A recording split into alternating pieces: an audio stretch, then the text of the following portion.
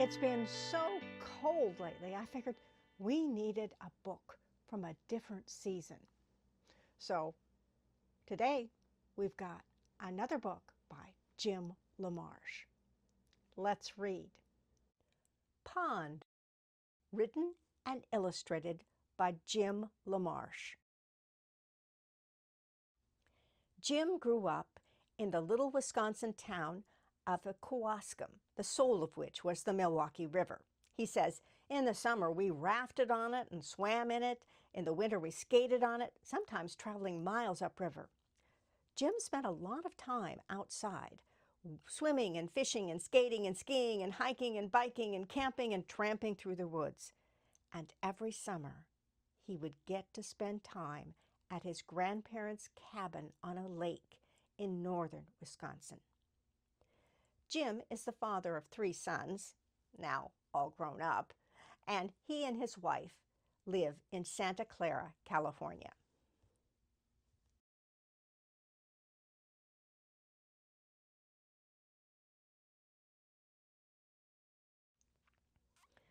This is so weird, I said to myself as I watched the clear water bubble up from the ground. We had always called it the pit. I followed the icy stream as it ran through the sand and gravel and passed through the big rocks out into the woods. I slowly looked all around me. It's not a pit, I said out loud. I can do it, but I'm going to need help. I ran home and gathered my sister Katie and my best friend Pablo. The pit, I said excitedly. Yeah? So? Said Pablo. I think the pit was once a pond, I said. I told them about the bubbling water and my idea. Let's do it, Matt, said Pablo. I'm in, said Katie. The next Saturday, we started early. We gathered up the junk, the old tires, bottles, and rusted cans, and filled our wheelbarrow. Pablo's dad helped us take it all to the dump. Next, we started on the new dam. We got big stones and old logs from the woods. Katie kept finding pretty feathers. I can use these, she said. The dam took days to finish.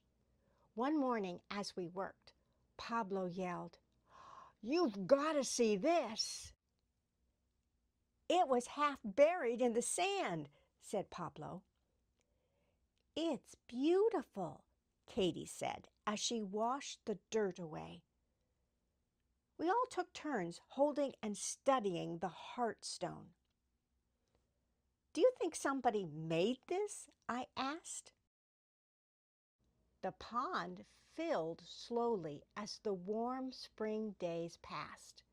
Whenever we found a leak, we plugged it with more rocks and branches and muddy grasses.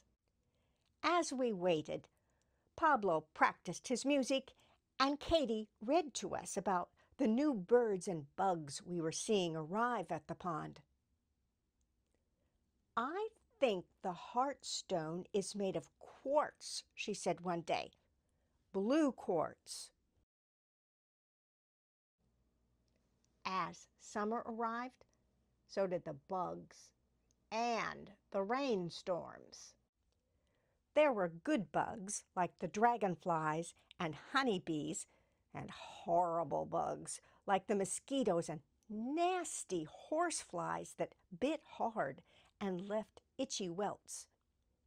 The bugs were bad enough, but when the afternoon thunderstorms came, we had to run for home.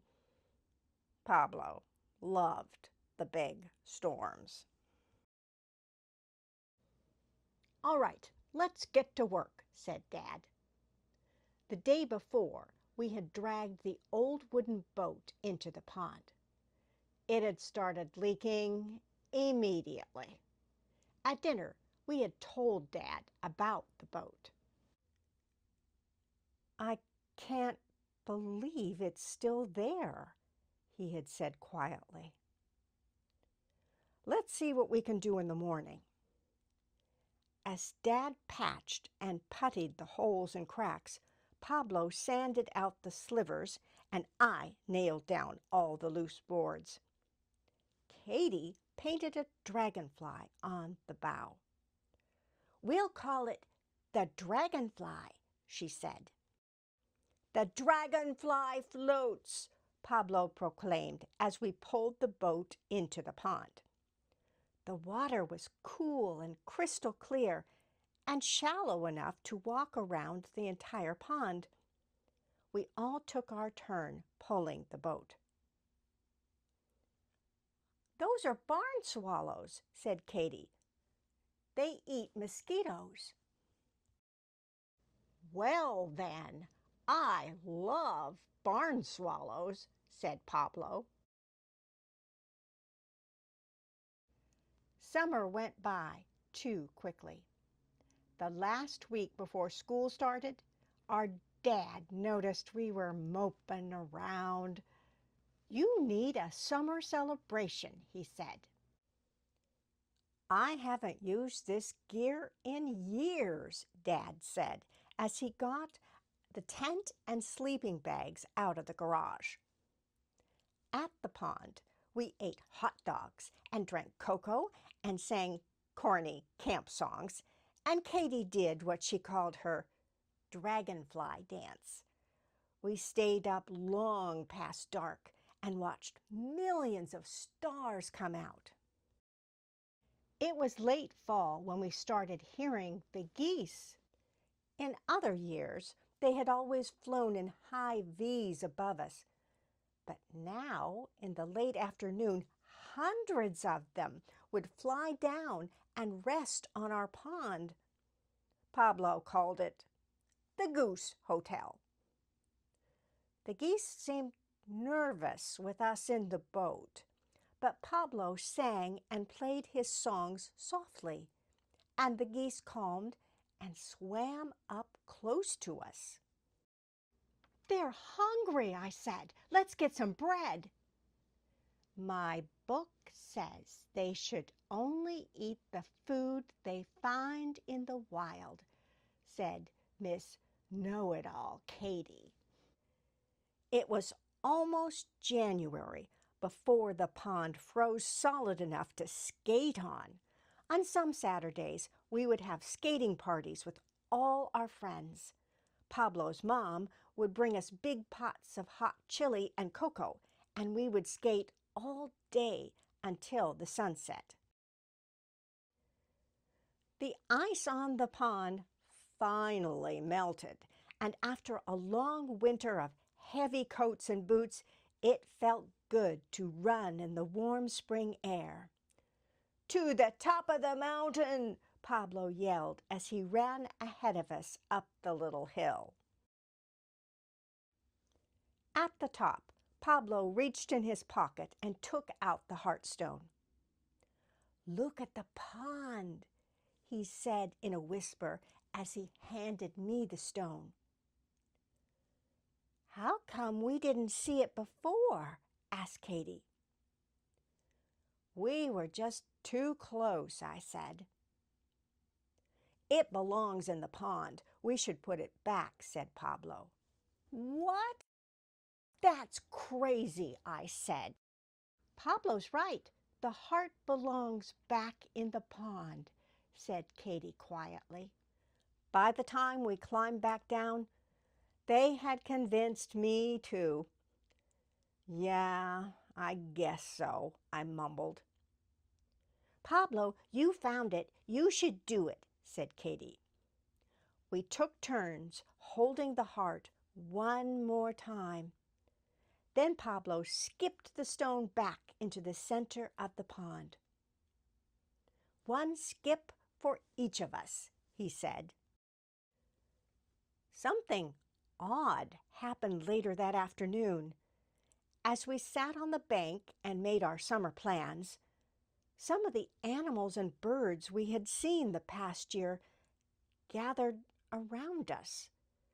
Without any noise, we watched one another for a long while, and then slowly they walked or swam away and went back to their homes. Then we went back to our homes too.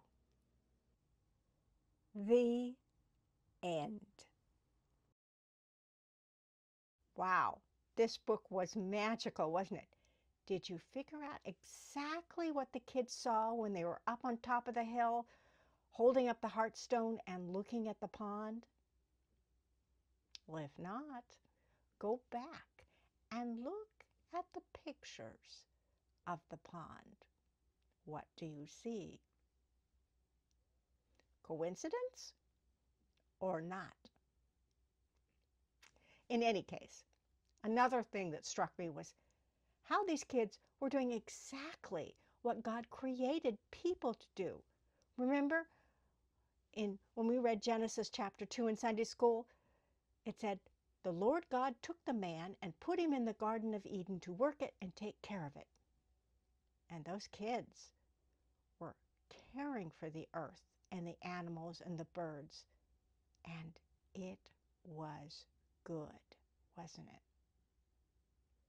So come back next week and let's read another story together. Bye-bye.